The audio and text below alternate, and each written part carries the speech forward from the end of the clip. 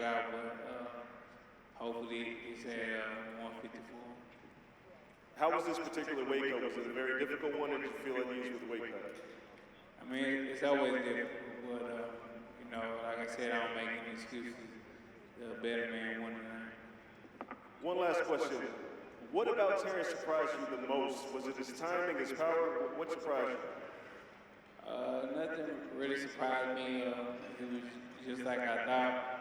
It just my timing wasn't good today. Questions for Errol Spence Jr. Hey, Errol, Keith Heidick from BoxingScene.com. What do you attribute your timing not being there to? Did you feel off physically or anything, or what was wrong in the fight?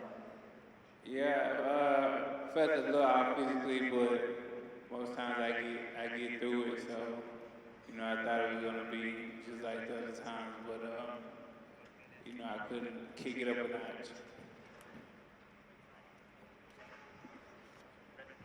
Errol, Sam Gordon here with the Las Vegas Review-Journal.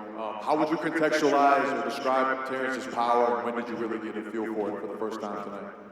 I got a feel for his power, probably like first, second round. He's a strong dude, but you know, everybody at this top level had some type of power, but I think because my time was out, he was catching me in between shots. Errol, Kevin Iole from Yahoo Sports. My question would be, your face was swelling up really badly. Were you having difficulty seeing as the fight progressed? No, I wasn't able to see it at all. I'm sorry? I said no, I didn't have difficulty seeing it at all. And then lastly, did you feel when the fight started, like did you feel good or did you feel like it was, you know, maybe one of those nights? I felt cool. I thought, you know, I could definitely do enough to win the fight, but I felt good. And like I said, I'm not here to make any excuses. I'm a grown man. I decided to agree to the weight and get down to it, and that's what I did. So take no excuses. Hats off to the champion tonight. Errol, straight back. Dan Rayfield from Big Fight Weekend. I wanted to know, I know it's only a few minutes removed from the end of the fight. How do you think you're going to deal with this going forward, tomorrow, next week? Are you the kind of guy that's going to just bad night, shake it off, and all is good, or are you going to, you know, stew over this for a while and it's going to hurt your head? Nah, I'm not going to stew over it at all. I did what I was supposed to do, regardless of, you know, the outcome, anything like that. Like I said, I was going to do something. I promised everybody I was going to do it. So I did it as a man. I stood up on my word. So I'm definitely not going to soak over this. I'm going to get right back and get to it, hopefully at 154 pounds. And Errol, even though, I mean, we know how big of a fight this was. Everybody talked about the historical significance of this fight all through the build-up, all for the last several years as we waited for it to happen. I wonder, it's happened. You go on the losing side of this one. Does it at least give you some solace to know that you gave the boxing public something that they had wanted for so long, even though obviously it didn't go your way? Definitely. It was exciting. The whole build up to it and leading up to it too. So it's something that, you know, I wouldn't change for nothing. And I'm definitely open to the rematch and hopefully be at 154 pounds. Hey, thanks a lot, guys. Morgan Campbell from the New York Times. This question is for Derrick or for Errol. Once Bud won a couple rounds and he started getting momentum, what types of tactical adjustments did you guys want to be able to make? So just really kind of like do our best to take away what he was doing instead of kind of standing in front of him. But I think that Errol, like you could notice, well I could notice his timing was off really bad. And he was standing in front of him, so I think that that's kind of was the thing. It was just the timing, reaction time was a little slower, but it's okay. It's like life, and come back and deal with it, and you get better.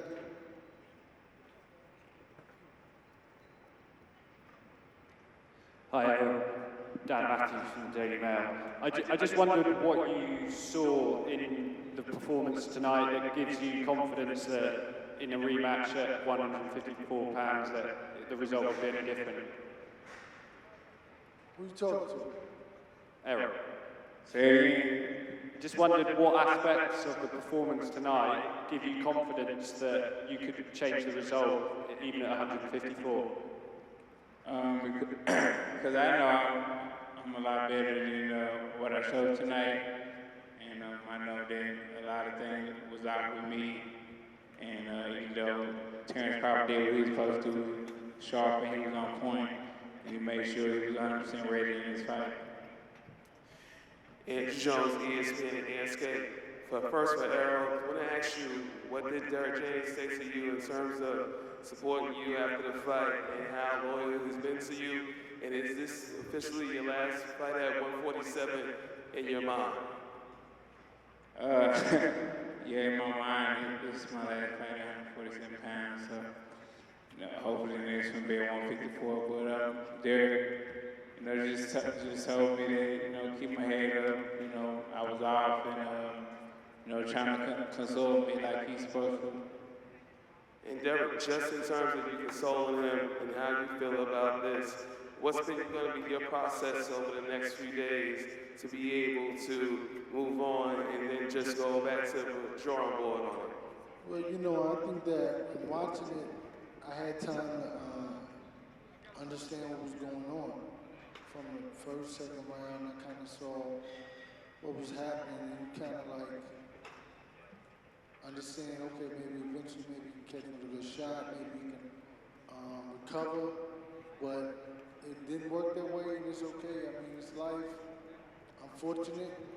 This is what happens in big-time boxing. Somebody was going to have to be in this situation. Unfortunately, it was us, and we'll got to move on. I mean, I have to fly to London tomorrow, so I'm gonna hold on this for a long time. May not ever get over it till after we revenge it, but it's just what it is. I mean, it's life, and you just gotta keep it moving. You gotta deal with it, embrace it, and move on. Got 2 more questions for Errol Spence Jr. 2 more.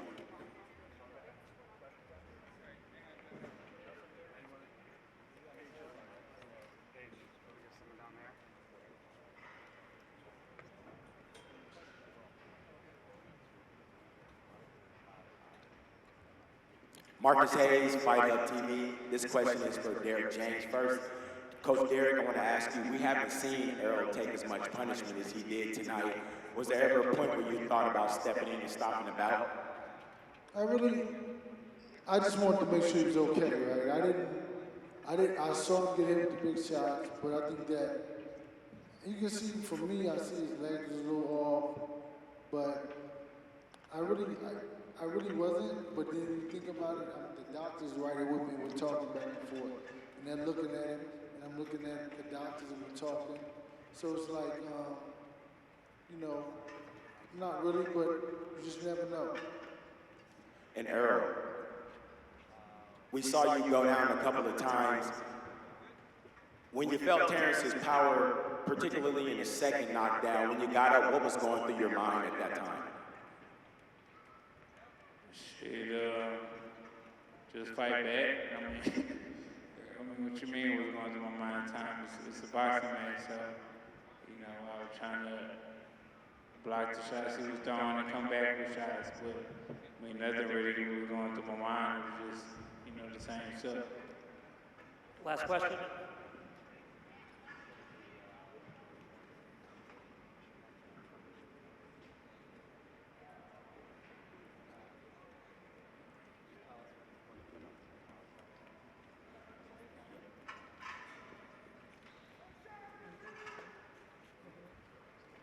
Cameron Buford, LA News Observer. Errol Spence, would you talk to us about what Terence Crawford said to you after the fight? You should ask me that. But he just said, go fight, much respect, and that's about it. All right, we will allow Errol Spence Jr. to depart, and you know what? Tonight we saw the 2 best welterweights on the planet colliding, and I give respect to both men because They went ahead and put it all on the line. Round of applause to both Terence "Bud" Crawford and Errol Spence Jr. for providing us an unbelievable night of boxing here in Las Vegas.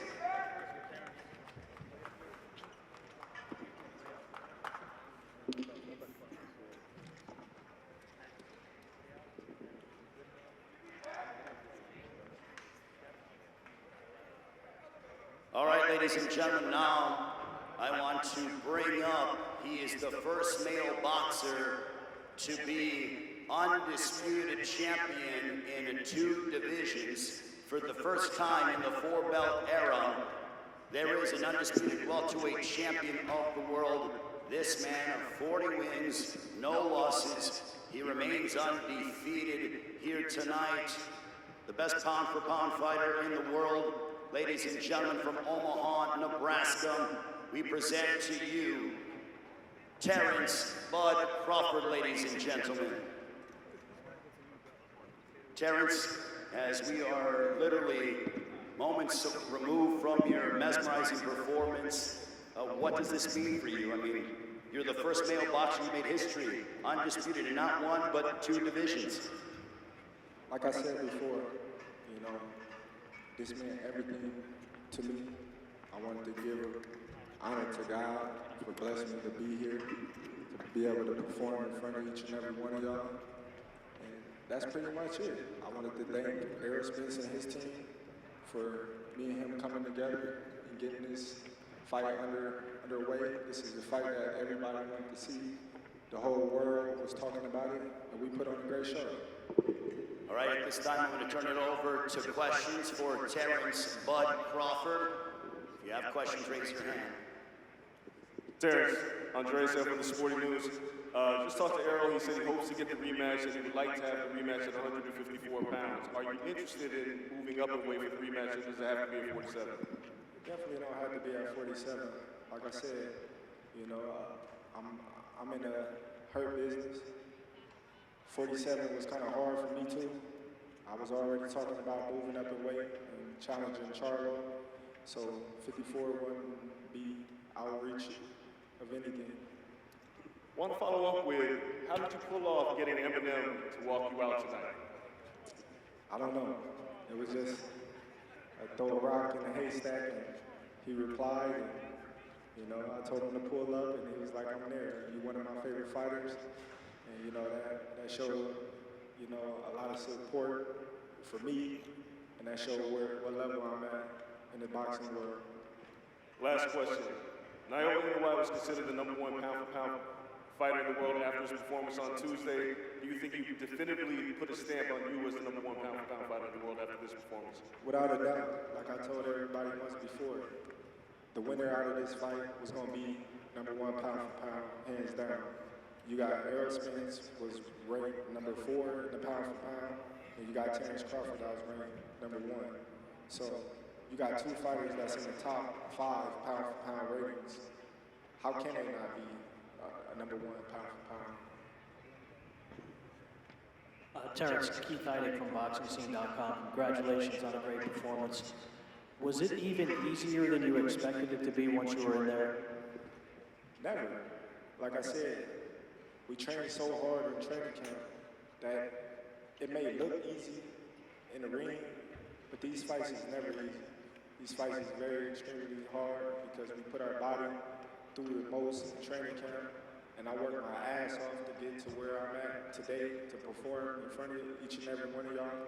I even did things that was different this fight. You know, we did a pre-camp, came out to Vegas, stayed for a month, you know, so I've been working for a long time for just this one moment, so it's never easy. At which point in the fight did you realize that he wasn't going to be able to do anything with you tonight? Well, the first round, I felt as if I had the speed and power. I felt, you know, his power, and I felt as if I was the stronger fighter.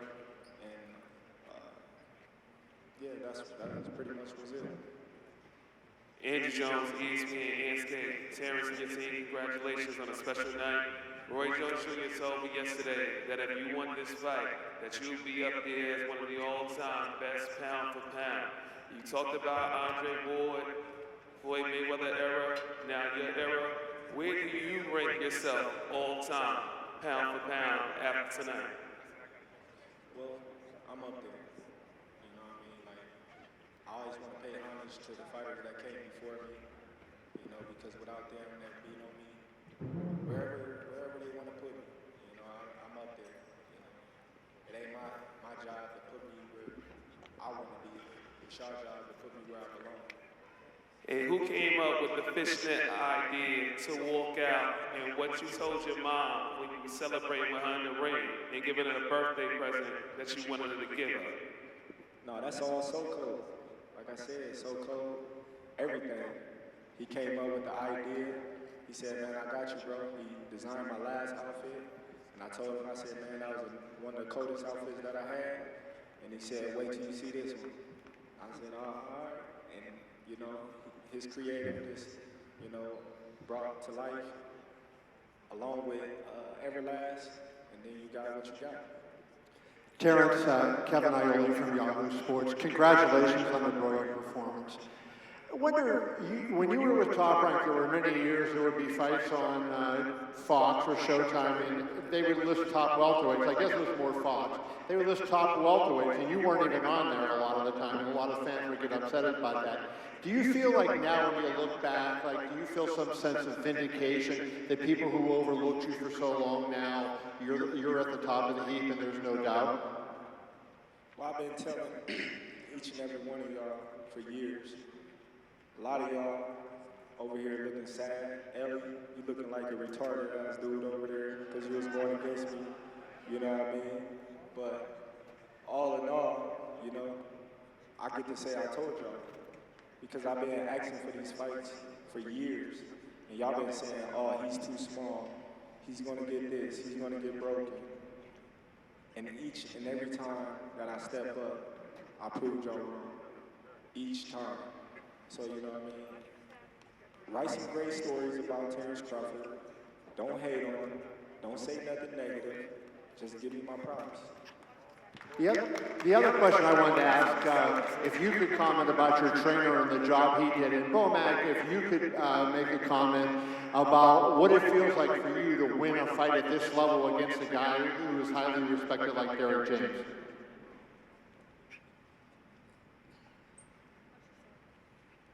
Well, I just look at it like this, man. I just look at all the training that we put in, all the months that we put in, and I wasn't never worried. And as far as going up against Derrick James, it's an honor. It's an honor. He's last year, year before last, trainer of the year, and you know, they never really gave us our props. You know, the writers and reporters, all the websites. So, I mean, I'm just glad. You know, it hasn't sunk in yet, but it will pretty soon. To me, I just look at it like it's another day, you know. And you also got to give props out to the whole team. You got Saul Diego's right here. You got Red Spike. Come on, we're up here, Red. You got Bernie the Boxer. You even got Steve So-Called Nelson. You know what I'm saying? He helps out a lot. You know, sometimes he see what we don't see. You got Chet. Chet, raise your hand. Chet, the strength and conditioning coach. Where Ashley at? There go Ashley right there. She's another strength and conditioning coach. We got chefs. We got dietitians. We got everything. It's a team effort. It ain't all about me getting my flowers. If you're gonna give me my flowers, we're gonna give the whole team the flowers. Terence, Paul McGuigan for IFL TV. When I've interviewed you before, you've spoken about the moment in your career that you thought was the best, and that was against Ricky Burns. Does tonight eclipse that moment? No, not at all. Like I would have said once before, I don't think there's ever going to be a moment to actually make me feel the way I felt when I was in Scotland that day, because that was my whole dream. You know, I was filled with so much excitement to go all the way over to Scotland. Me, the little bit of family that I had, my team, and to come back a world champion, something that I dreamed of all my life as a kid. My dreams came true that one night, and this is definitely up there because this is a fight that's been talked about for many years. This is a fight that when I walk in the store, my kids watching YouTube, everybody asks me, when you fighting Spence? When you fighting Spence? Dad, this dude said you scared of Spence. So me always having to hear this guy's name is like a breath of fresh air that I get to breathe because we finally done it, and now it's done and over with. Terence, straight back here, all the way in the back. Dan Rayfield from Big Fight Weekend. Congratulations, incredible performance from you tonight. My question for you is, you won so easily, and he says he wants the rematch. How do you go about getting yourself up once again to take on a guy you just completely destroyed? Well, one thing about me, I don't take no fighter lightly. So I'm always up for each and every one of the fighters that I'm facing. And y'all know that from the past of my performances and how I come in the ring, 110% prepared every time I step foot in the ring. And just one other question for you.